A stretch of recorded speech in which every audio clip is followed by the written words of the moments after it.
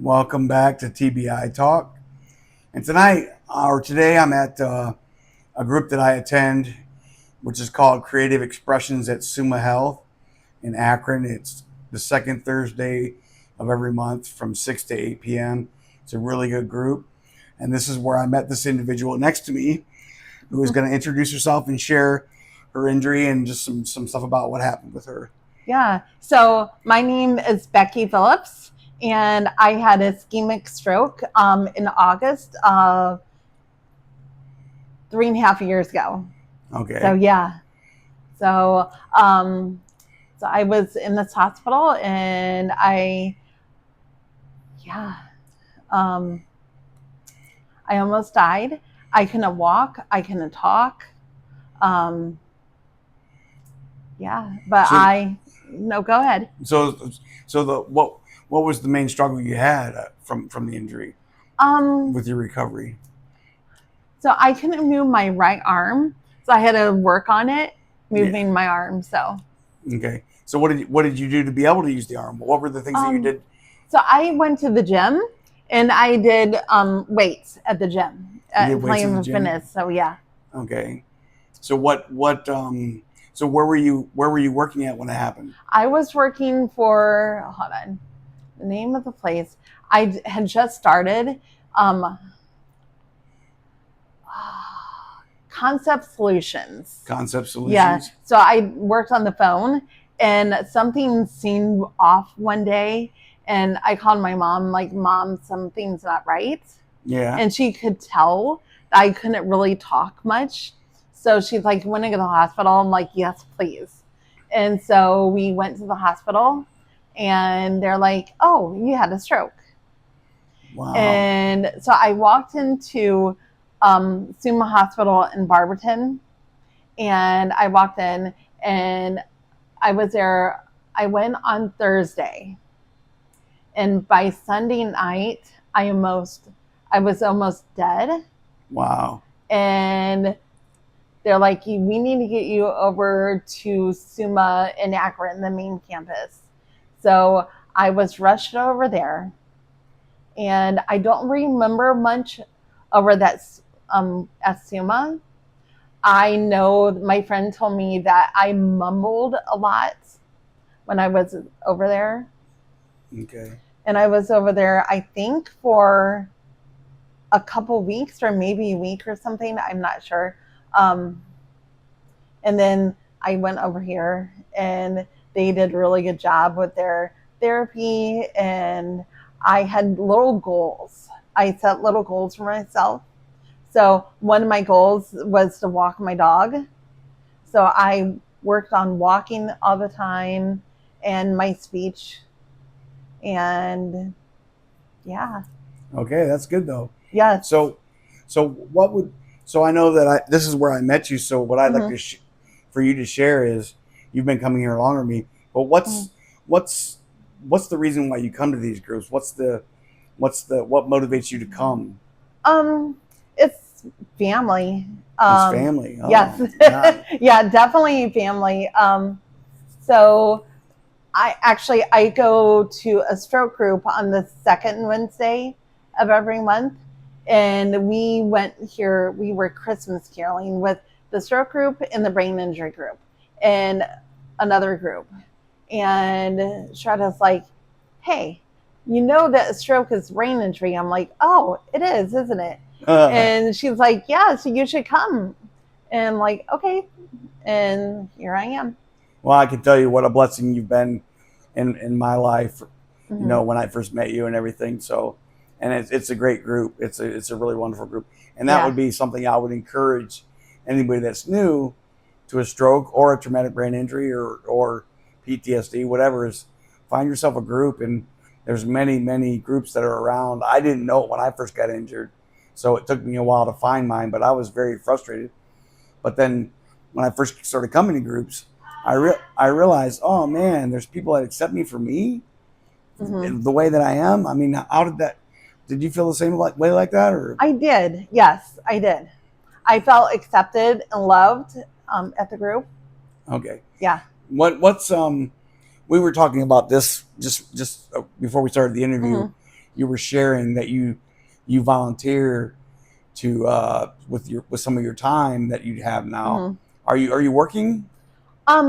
Actually, I'm working. I do Spark, which is through a delivery service through Walmart. So I'm making my own schedule up. Okay. So, yeah.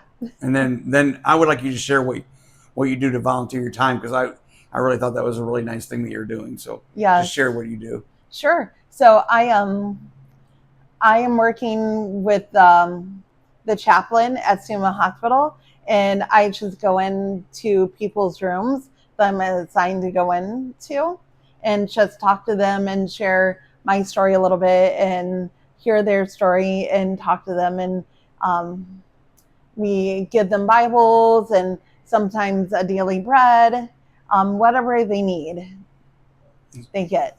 So how do you conduct your day? What are the things that you do on a daily basis to get through the day and accept who you are now versus what you were before? I mean, do you have anything like that? No, not really. So what I am was, so I never really changed with my stroke. No. My personality stayed the same. Oh, So okay. yeah. Okay, well that's awesome though. You Right. Unlike, so me, I mean myself, I'm just Mm-hmm. from my experience, I have completely changed. I Mm-hmm. used to be very quiet, very timid, very laid back. Now I'm Mm-hmm. very outspoken. Well, you know. Right. You right. know how I Yes. am. They have to put up a lot with me. But what would be the number one thing that you would share with someone that might have had a stroke like you, Mm-hmm. to give them inspiration or hope? Because that's the whole purpose of these videos, is to give someone inspiration and Mm-hmm. hope that would have this similar kind of injury. Yeah, just make goals, small attainable goals for yourself. Like my goal was to walk my dog. Okay. And then, again, and just work on my speech and just keep talking all the time. So you yeah. still walk your dog now? Oh yeah, all the time I all do. the time, So all the yes. time. What's your dog's name? Well, the dog I had, her name was Zola. Zola. Yes. Okay. And she was a great dog, but sadly she was killed.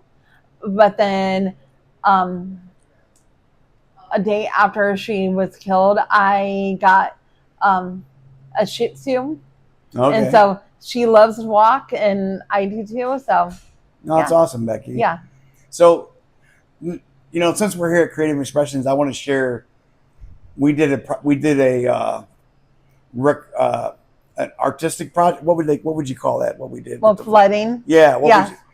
Artistic. Artistic. It was like an artistic project, and we each picked a word, and they put like a little plastic bag with flood type stuff on it. And hold on a second. Let me just show you. So mine was like this. We made these tonight, and you can see it says happiness. And the reason why I personally chose happiness was because I was ice cold, very rebellious, and I was successful with my career. I had lots of money, drove nice cars, but I was never happy. I did things I shouldn't do and what have you. But it's so weird, because after I was run over by a car, after I had to recover, I found the Lord, and that's what brought me happiness. And I've been happy ever since. I joke around a lot, I smile a lot. It's crazy that it took an accident after me being alive for 50 years to do it. But I want to just say, for the individual that did this to me, that ran me over with the car, and many of the people that I've been surrounded by that say they love me, that don't treat me the way that I feel like I should be treated, thank you. Because if it hadn't been for you, I may not have the Lord. I may not have got on my hands and knees to find the Lord. So, and realize where my eternity is now versus where I was going. So thank you. And then, and what's crazy is there was one person in there that had, their word was grateful, and I'm very grateful for. It was a good arts and crafts, but I'm very grateful for what the Lord did for me and His unconditional love. That's what was your word? What was my word was hope. And I chose that word because I got hope in here. And I am now sharing that to people that I minister to over the hospital. So okay. So what I'm going to take away from that, Becky, if you don't mind, Yes. I'm just going to share that. After I found the Lord, I've been going to many churches, but it's really kind of disappointing to me because people will come there and feel like they found the Lord and they sit in the pew, but they don't go and witness to people. They don't do what she's doing, like going and giving hope to people. So I encourage anybody that goes to church, just don't be satisfied with the fact that you found the Lord and that you know where you're going, because someone out there needs help too. You know, I mean, no matter what the situation is, get up and witness. Don't just sit in your pew every Sunday and go home and just carry on with your day. Get out and witness to somebody like she's doing and giving people hope, right? Yes, exactly. And so, long story short, before my stroke, I actually, I've been going to church for my whole life. And